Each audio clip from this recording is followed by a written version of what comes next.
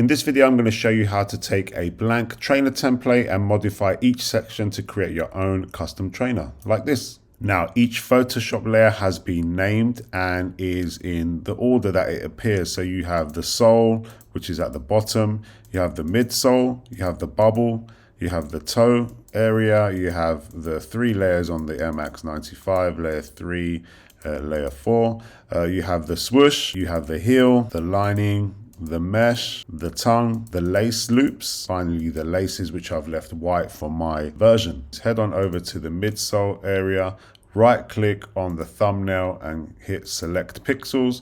Then you want to go over to edit and fill, and you want to fill it with a solid color. So you might want to pick red or something like that. Let's make it something obvious. Let's hit OK. And then what you need to do is change the layer style until you get the desired effect. I might select one of these here, possibly vivid light. Now, it's important to remember that depending on the color you pick, it will act differently. You have to keep working your way through these layer styles in order to get the desired effect.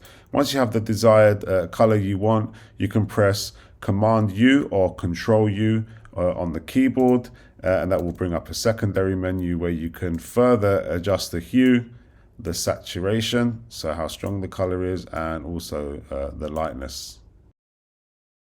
Right click on the layer to select the pixels. To deselect, it is Command D or Control D if you're on a PC. So you press Control D to deselect that. So say I want to go over to the toe, I right click, select pixels, go to edit, fill the color, and to deselect you press Command or Control D. Ensure you've changed the layer style. If you want to zoom in to get a closer look, it is Control plus, or Control minus, or Command plus or minus if you're on a Mac. Hold down spacebar, helps you nudge and have a closer look at your trainer. If you press Control 0 or Command 0, it gets you right back to the beginning. And that's it. Work your way through the different layers of the trainer, making sure you create a nice custom colorway. Once you're happy with your colorway, I would recommend you do an advanced technique, which is to get some texture on there as well. So what I have done is copied a piece of a leather texture from the internet, copied and pasted it in, and I would like you to rescale it to make sure that the scale looks suitable for the size of the trainer.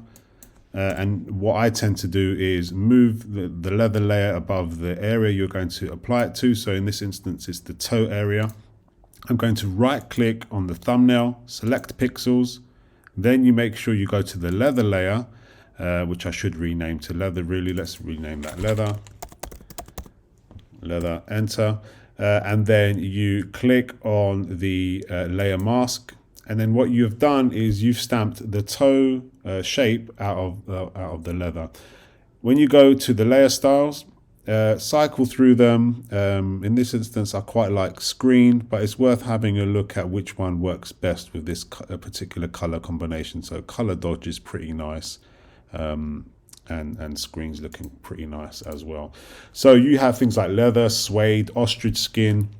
Get creative with the textures that you're also going to apply to your trainer. If you're feeling confident, then by all means go and grab your own blank template. It can be an Air Force One, it can be a Jordan 1, or any other brand of trainer or sneakers, and try it yourself.